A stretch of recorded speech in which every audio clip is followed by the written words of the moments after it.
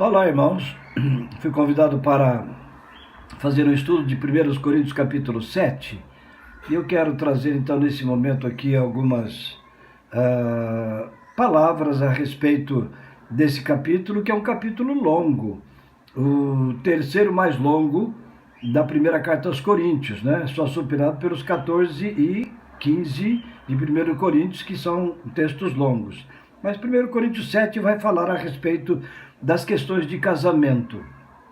A igreja de Corinto entrou em contato com o apóstolo Paulo para saber a respeito de algumas questões que eles tinham sobre relacionamento marido e mulher, questão de casamento, e então nós vamos abordar um pouquinho sobre isso. Capítulo 7, eu quero dividir então em 7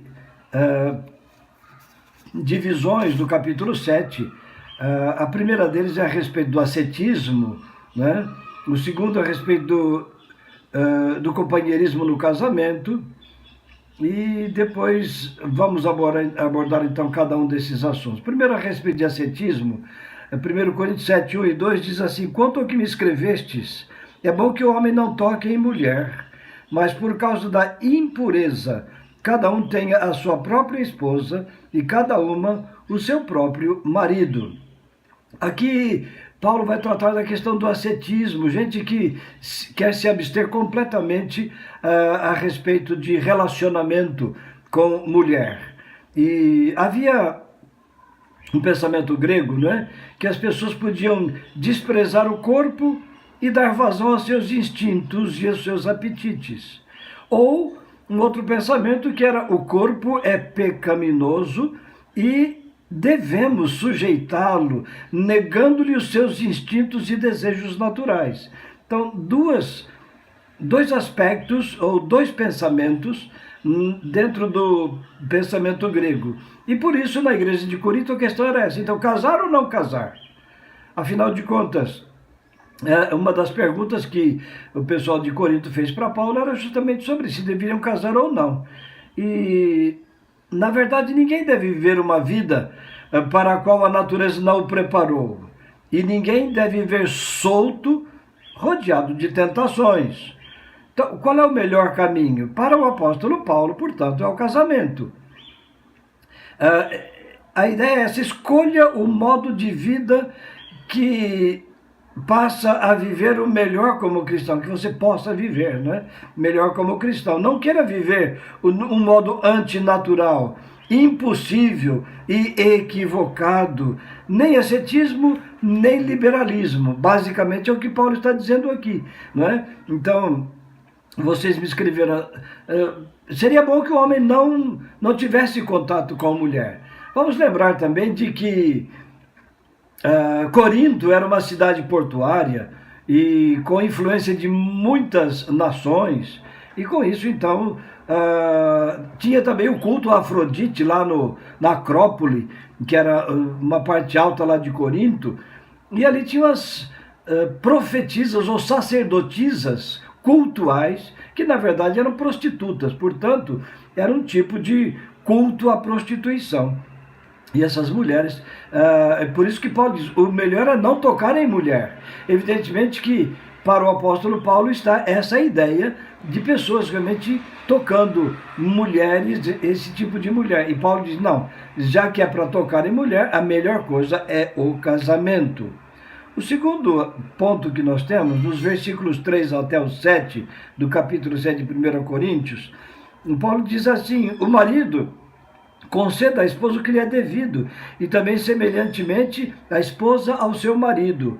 A mulher não tem poder sobre o seu próprio corpo, e sim o marido. E também semelhantemente o marido não tem poder sobre o seu próprio corpo, e sim a mulher.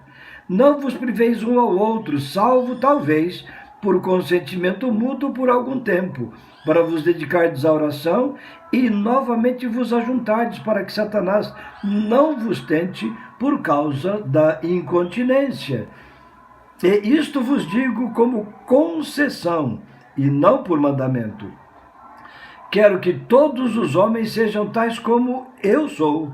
No entanto, cada um tem de Deus o seu próprio dom, um, na verdade, de um modo e outro de outro. Então a questão lá do povo de Corinto, né, da igreja de Corinto, deve-se ou não se abster das relações sexuais no casamento? Então Paulo vai dar essa orientação de como eles deveriam se manter dentro do casamento. Então, o casamento é uma aliança social, né? Então as pessoas se unem socialmente, marido e mulher, certo? E nenhum dos cônjuges, portanto, é independente. A unidade na diversidade.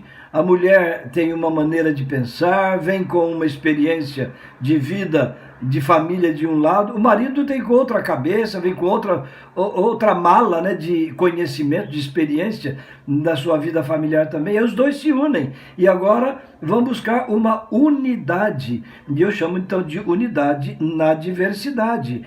Eles, na verdade, devem agir juntos, eles devem viver um para o outro, devem viver uma vida complementar. Então, o casamento, né, como uma relação física, ela também é uma união espiritual. Afinal de contas, estão se unindo duas pessoas que vêm com as suas experiências, mas, na verdade, isso também vem da questão social, mas também vem espiritual. Então, em certas ocasiões que exijam jejum e oração, por exemplo, haverá momentos, e lá havia momentos de muitas crises, perseguição contra a igreja, perseguição contra os cristãos, né? E eles tinham que enfrentar todas estas coisas. E o que é que eles então deveriam fazer? Orar e às vezes jejuar. Então, nesse caso, podem se abster. Mas Paulo coloca duas condições. A primeira, deve haver um acordo mútuo. Marido e mulher devem aceitar realmente esse período de abstinência na relação sexual por causa de oração e jejum. E a segunda condição que Paulo coloca é que tem que ser por algum tempo, ou seja, um tempo curto, não é um tempo longo. Então, no casamento, o marido deve dar à mulher aquilo que a mulher espera dele, e a mulher deve dar ao marido aquilo que ele espera dela. E é isso que é casamento. Casamento não é o que eu quero para mim, o que eu espero para mim. Casamento é o que eu posso fazer pelo outro. Em Efésios 5, Paulo apresenta de que o nosso modelo para o casamento é o modelo entre Cristo e a igreja. Como Cristo veio e se deu pela igreja para a santificar. Então, o marido deve se dar à esposa para abençoá-la, certo? E a mulher deve se dar ao marido. Essa é a melhor posição do casamento. Certamente Paulo deve ter sido casado. Aqui, pelo menos umas duas razões nós vamos encontrar porque entendemos que Paulo tenha sido casado. Primeiro que ele era um rabino. E normalmente o rabino se casava logo aos 18, entre 18 e 20 anos, ele já se casava, porque tinha que ter realmente a experiência do casamento. Segundo, o apóstolo Paulo era membro do Sinédrio, né? E em Atos 26:10 mostra que ele era membro do Sinédrio. E uma das obrigações de quem participava do Sinédrio é que fosse casado. Portanto, Paulo devia ter uma experiência também no casamento, e muito embora ele nunca coloque isso de forma tão clara, porque dentro do cristianismo, né, Paulo, quando aceitou a Jesus, provavelmente tenha sido deserdado pela mulher, ou a mulher não quis mais o casamento. Então Paulo realmente não aborda essa questão nas suas cartas, mas provavelmente, né, ou quase certamente, Paulo era alguém casado. Agora, o que é que Paulo tem em vista quando ele aborda essa questão das pessoas se separarem para a oração, para o jejum? Por quê? Porque Paulo tinha em mira duas coisas. O primeiro era a forte perseguição que os cristãos tinham, né? E os judeus também eram perseguidos, e Paulo, como judeu e cristão, então era perseguido por causa das suas posições frontalmente contra o pensamento grego, a forma grega deles se portarem na sociedade. E Paulo, portanto, ele era alguém perseguido. Então, a perseguição que eles sofriam. Em segundo lugar, porque Paulo tinha em vista a volta de Cristo, a volta imediata, iminente. Jesus está para voltar, ele volta a qualquer momento. Paulo esperava a vinda de Cristo no seu próprio ministério. Por isso ele diz, nós os que estivermos vivos, né? Então na volta de Cristo. Ele tinha realmente essa ideia de, eventualmente, Jesus voltar no seu tempo. Esse é o segundo aspecto. O primeiro, portanto, a questão do ascetismo. O segundo, a questão do companheirismo no casamento e da mutualidade no relacionamento marido e mulher. O terceiro aspecto é o vínculo do casamento não se rompe. Era essa a ideia que Paulo passava para nós nos versículos 8 a 16. E ele diz o seguinte, e aos solteiros e viúvos, digo-lhes que seria bom se permanecessem no estado em que também eu vivo. Caso, porém, não se dominem, que se casem, porque melhor é casar-se do que viver abrasado. E aos casados ordeno, não eu, mas o Senhor, que a mulher não se separe do marido. Se, porém, vier a separar-se, que não se case, ou que se reconcilie com seu marido, e que o marido não se aparte de sua mulher. Aos mais, digo eu, não o Senhor. Se algum irmão tem mulher incrédula, e esta consente em morar com ele, não a abandone. E a mulher que tem marido incrédulo, e este consente em viver com ela, não deixe o marido. Por quê? O marido incrédulo é santificado no convívio da esposa, e a esposa incrédula é santificada no convívio do marido crente. Doutra sorte, os vossos filhos seriam imundos, porém agora são santos. E verso 15, mas se o descrente quiser apartar-se, que se aparte, porque em tais casos não fica sujeito à servidão nem o irmão, nem a irmã. Deus vos tem chamado à paz. Pois como sabes, ó mulher, se salvarás teu marido? E como sabes, ó marido, se salvarás tua mulher? Então Paulo apresenta aqui 3 grupos de pessoas. O primeiro, dos solteiros. Então pessoas que na verdade não se casaram, não se casavam e achavam que deveriam continuar solteiros. Por quê? Diante das perseguições, não é? Então Paulo diz, olha, aos solteiros e aos viúvos, é preferível que eles se mantenham como estão, no estado em que eu também vivo. Por isso Paulo, ele se coloca ou solteiro ou viúvo. E para nós, então, Paulo era viúvo. E aos viúvos, ele diz, então, olha, a vida cristã, certo? É uma vida difícil. Então, se vocês estão sozinhos, solteiros ou viúvos, vocês não têm que se preocupar tanto com o cuidado que deve ter com mulher e filhos. Então, diante de uma perseguição, é muito mais fácil para você poder estar se livrando. Então, primeiro grupo, solteiros. Segundo, viúvos. Terceiro, casados, né? Então, Paulo fala, então, aos casados, aqueles que são apaixonados ou apaixonantes. Então, Paulo diz, esses devem se casar, certo? Não se deve estabelecer regras fixas para todos. Cada um tem de Deus o seu próprio dom, certo? Então, Paulo está tratando dessa questão. Olha, tem gente que tem o dom para ficar solteiro, fica. Você ficou viúvo, não deve casar mais? Em virtude da perseguição, em virtude da iminente volta de Cristo? Então, permaneça viúvo. Agora, se você é alguém apaixonante, case-se. Então, Paulo realmente não coloca um dogma sobre isso, certo? Mas dá o seu parecer, né? E ele, então, a respeito dos casados, também tem a questão, alguém que é casado se converteu e o cônjuge não se converteu.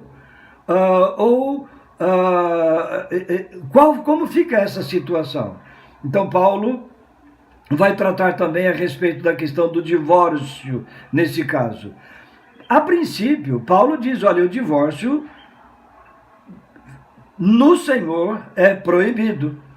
Por quê? Porque lá em Marcos capítulo 10, versículo 9, né, diz lá: o que Deus ajuntou, não o separe o homem. E isto é repetido em outros textos da palavra de Deus. Em Lucas 16, 18, divorciado que se casa com outro está em adultério. Então é a posição. E lá no versículo 10, ele diz: é mandamento do Senhor, certo? E no versículo 11, ele vai abordar aqui então: se porém vier a separar, então separou, então que não se case, ou que se reconcilie com o seu cônjuge de quem está separado. Então, o Paulo tem mandamento do Senhor nessa área, e o mandamento é difícil, é duro, mas esse é o que o Senhor declarou: o que Deus ajuntou, o homem não separe. E então doutrina dura, difícil, mas na verdade ela é contra a lascidez mundana, a frouxidão que o mundo na verdade apresenta. Então a questão é essa: crentes e não crentes, como fica a situação? Então Paulo tinha o seu ponto de vista, ele não tinha mandamento da parte do Senhor, mas ele dava o seu parecer. Os crentes lá em Corinto achavam que era incompatível viver com o incrédulo. E como é que fica essa situação? Deve se separar? Então, havia muita acusação contra os cristãos nesse tempo. Por exemplo, uma mulher crente e um marido descrente, então havia um entendimento muito errado, certo? E eles, por isso a ideia era se separar, porque eles acusavam os cristãos de destruir as famílias, de desagregar a sociedade, de que o cristianismo se entremetia nas questões domésticas.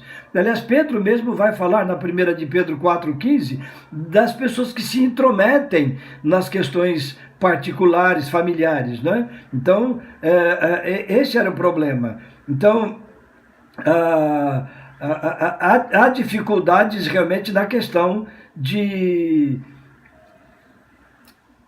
um marido crente e uma esposa descrente, ou uma mulher crente e um marido descrente. Dizem que uma vez um juiz perguntou a Luciano de Antioquia: quem são seus pais? E ele respondeu: eu sou cristão, e os únicos parentes de um cristão são os santos. Então havia também, da parte dos próprios cristãos, um legalismo. E eles aparentemente se separavam da sociedade. Isso então, portanto, era muito criticado por aquela sociedade. Casamentos mistos, evidentemente, sempre são um problema. A mulher cristã, em visitas a outros homens, por exemplo, vai estar com outros homens. Normalmente era acusada disso. Segundo, dizia, elas participavam de reuniões noturnas. Terceiro, elas participavam também das celebrações pascais. Lembrando que normalmente a igreja celebrava a ceia do Senhor na época da Páscoa, ou nas comunhões pascais, e haviam celebrações, e só um cônjuge participando, isso também criava algum problema. E um outro problema sério também era a questão do ósculo santo, que é o beijo sagrado, ou beijo da paz, né? Então, evidentemente, maridos não cristãos tinham muita dificuldade de verem suas esposas, ou a mulher não crente de verem seu cônjuge cristão, né, participando então dessas reuniões, desses encontros e desses beijos, né, que a igreja era acostumada a dar também nesse período. O quarto aspecto fala de servindo a Deus onde você estiver. Versos 17 até o verso 24, então Paulo diz assim: ande cada um segundo o Senhor tem distribuído, cada um conforme Deus o tem chamado. E assim é assim que ordeno em todas as igrejas. Foi alguém chamado estando circunciso? Não desfaça a circuncisão. Foi alguém chamado estando incircunciso? Não se faça circuncidar. A circuncisão em si não é nada. E a incircuncisão também nada é. Mas o que vale é guardar as ordenanças de Deus. Cada um permaneça na vocação em que foi chamado. Foste chamado sendo escravo? Não te preocupes com isso. Mas se ainda podes tornar-te livre, aproveita a oportunidade. Porque o que foi chamado no Senhor, sendo escravo, é liberto do Senhor. Semelhantemente, o que foi chamado sendo livre, é escravo de Cristo. Por preço fostes comprados. Não vos torneis escravos de homens. Irmãos, cada um permaneça diante de Deus naquilo em que foi chamado. Então, vamos servir ao Senhor na situação em que estivermos. E Paulo, então, aborda aqui realmente algumas áreas, né? Onde as pessoas deveriam servir a Deus de qualquer maneira, né? Então, Paulo está orientando, olha, você se converteu? Não deixa seu trabalho. Você se converteu? Não rompa com as suas amizades. Você se converteu? Não comece tudo de novo. Não, certo? Então, o novo nascimento implica em renovar a vida. Judeu continua judeu, gentil continua gentil. Os judeus tinham seus costumes, os gentios não tinham os costumes dos judeus, certo? Então você não queira mudar a sua própria natureza. Você é escravo? Ok, você continua sendo escravo, mas servindo ao Senhor. Se você puder se libertar, ótimo, compra a tua liberdade, né? Mas de qualquer forma, onde você estiver, livre ou escravo, esteja sempre servindo ao Senhor. Por quê? E ele diz, porque vocês foram comprados por preço. Por que Paulo coloca isso? Porque um escravo naquele tempo podia comprar a sua liberdade. Ele podia fazer trabalhos extras, além do trabalho que ele fazia como escravo, podia prestar mais alguns serviços nas suas horas de folga, no seu tempo de folga, e com isso ir juntando dinheiro. E o que é que a pessoa fazia? Normalmente os escravos naquela sociedade de Corinto, eles iam para um templo e entregavam o dinheiro que eles já tinham ganho para um sacerdote daquele templo. E esse dinheiro ele ia juntando lá na mão do sacerdote no templo. Quando ele tinha dinheiro suficiente para comprar a sua liberdade, levava o seu amo ao sacerdote e o sacerdote então dava o dinheiro para o seu amo e ele, portanto, saía liberto. Só que sendo liberto, ele dizia, tudo bem, eu fui livre do meu amo, mas eu agora me torno escravo do Deus no templo a quem eu comprei a minha liberdade. E quando Paulo diz, olha, por preço fostes comprado, Paulo está justamente lembrando esse aspecto de que os escravos podiam comprar a sua liberdade e se tornar escravos dos seus deuses. Só que agora nós fomos comprados não por dinheiro, mas fomos comprados pelo sangue de Jesus e nos tornamos, portanto, escravos de Cristo. Portanto, o cristianismo, na verdade, ele não incentiva a rebeldia, nem as queixas. O cristianismo, muito pelo contrário, ele diz, nós somos escravos de Cristo e onde estivermos, nós vamos estar servindo ao Senhor Jesus. Depois vem o próximo assunto, em capítulo 7, versículo 25, Paulo diz assim, com respeito às virgens, não tenho mandamento do Senhor, porém dou a minha opinião, como tendo recebido do Senhor misericórdia de ser fiel. E lá nos versículos 36 a 38, Paulo diz o seguinte, entretanto, se alguém julga que trata sem decoro a sua filha, estando já a passar da flor da idade, e as circunstâncias o exigem, faça o que quiser. Não peca, se casem.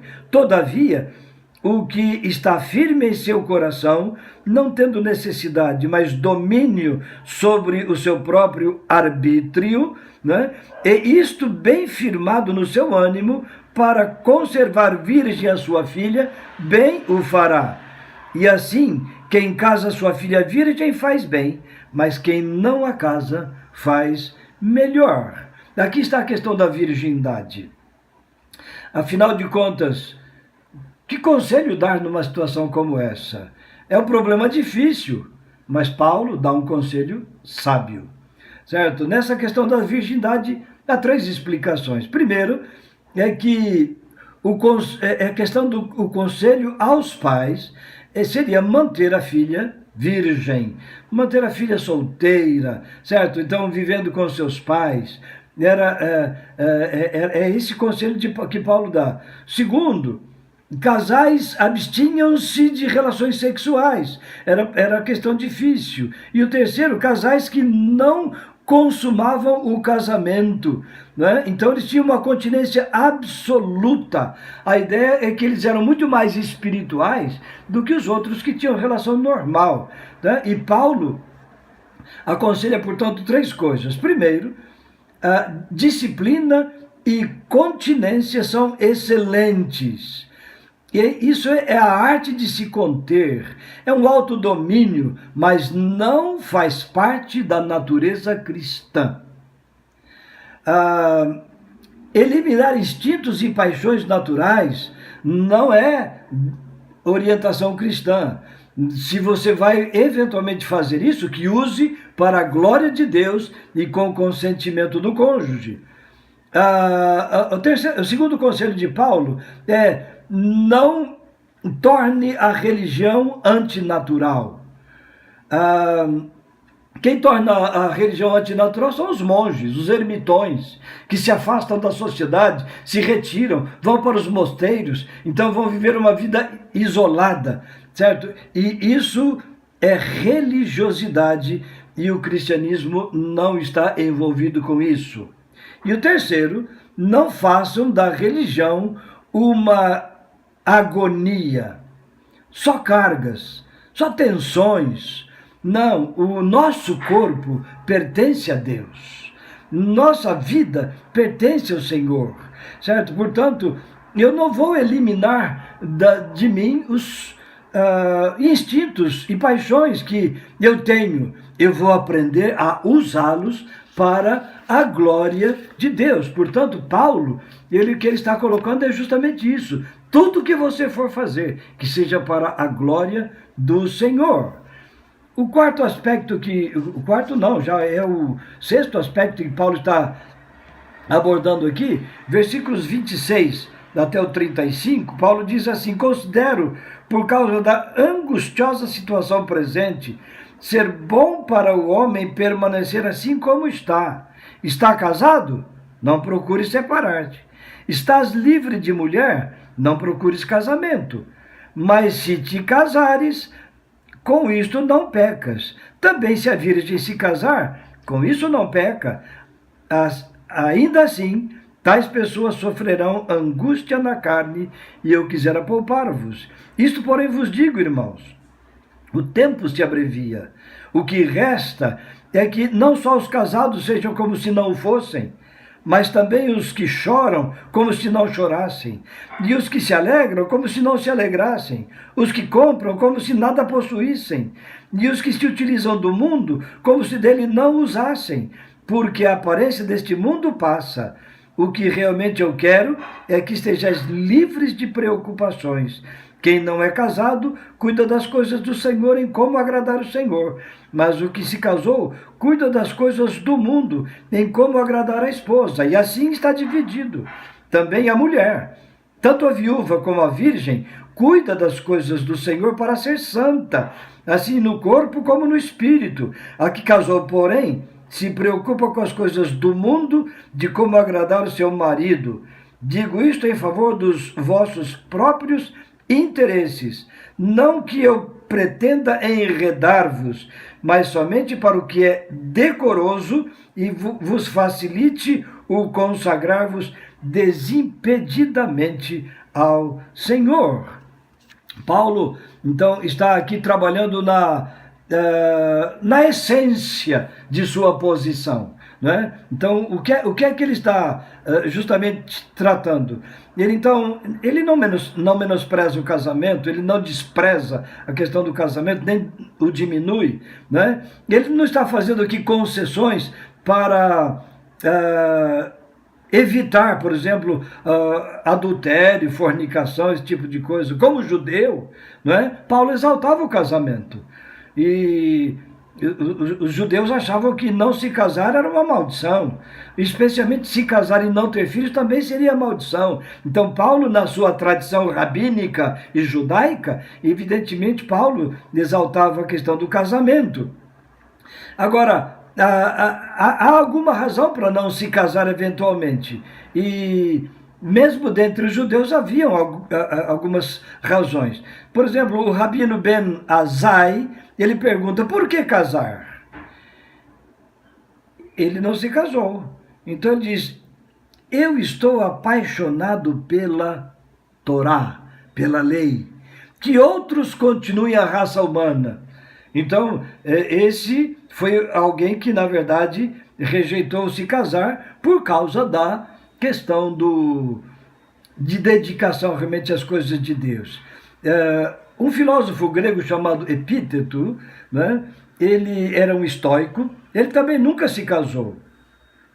E a ideia dele era essa: como pode aquele que tem a função de ensinar a humanidade a buscar em que agradecer, em que aquecer água para dar banho num bebê, como pode? Certo? A ideia dele era justamente essa. Eu vou ensinar a humanidade, eu vou deixar disso para ficar procurando aquecer água para um bebê? Não. Então eram desculpas que eles tinham contra o casamento. Mas esse não é o conceito judaico nem cristão. Em Efésios 5, 22 a 26, Paulo usa a relação conjugal como um tipo, sinal e símbolo entre a relação de Cristo e a igreja. Aos Coríntios, Paulo tem em mente a breve volta de Jesus, diante das crises, diante das perseguições. Então, Paulo diz, o tempo é curto, né? E Cristo volta logo. Portanto, não se distraia com coisas humanas. Prepare-se para a volta de Jesus. Era a ênfase que o apóstolo Paulo dava em seu ministério. Não se deixe amarrar, né? O casamento é uma amarra, naquele contexto de Paulo, seria uma amarra. Então, siga a sua vida, né? Espere, fique na expectativa da volta do Senhor Jesus. Então, essa vida passa rápido, Jesus volta logo, né? Lar é um lugar que outorga duas coisas, né? Nós precisamos entender que Paulo também, por honrar o casamento, ele dizia, o lar é um lugar onde você pode viver como cristão, abençoar até um cônjuge não crente, abençoar seus filhos, certo? Ser um instrumento de bênção para um cônjuge não crente, instrumento de bênção para os seus filhos e encaminhá-los no temor a Deus, certo? E também é um lugar de descanso e doçura, certo? Onde nós podemos extrair força para viver o melhor que esta vida nos apresenta. E finalmente, nós vamos abordar então sobre a questão de um novo casamento, versos 39 a 40. Paulo diz assim, a mulher está ligada enquanto vive o marido, contudo, se falecer o marido, fica livre para casar-se com quem quiser, mas somente no Senhor. Todavia será mais feliz se permanecer viúva, segundo a minha opinião, e penso também que eu tenho o Espírito de Deus.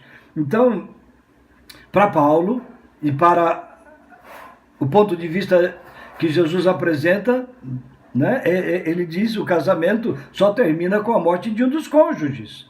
Um segundo casamento é permitido, mas quando é feito no Senhor.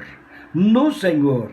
Paulo prefere que não haja um novo casamento por causa da situação crítica da época em que eles viviam. O novo casamento livra da solidão insuportável. Não há desrespeito ao cônjuge morto, muito pelo contrário, é até uma honra ao matrimônio, porque a pessoa diz, não, o casamento é sagrado, eu estou sozinha, eu estou livre, eu posso casar com quem quiser, então, na verdade, eu tenho essa liberdade. Mas a condição que Paulo apresenta é essa, desde que seja no Senhor. Não é? Então, o casamento de um cristão deve ser feito com outro cristão, senão é um casamento misto. E o casamento, portanto, deve ser entre pessoas que professam a mesma fé.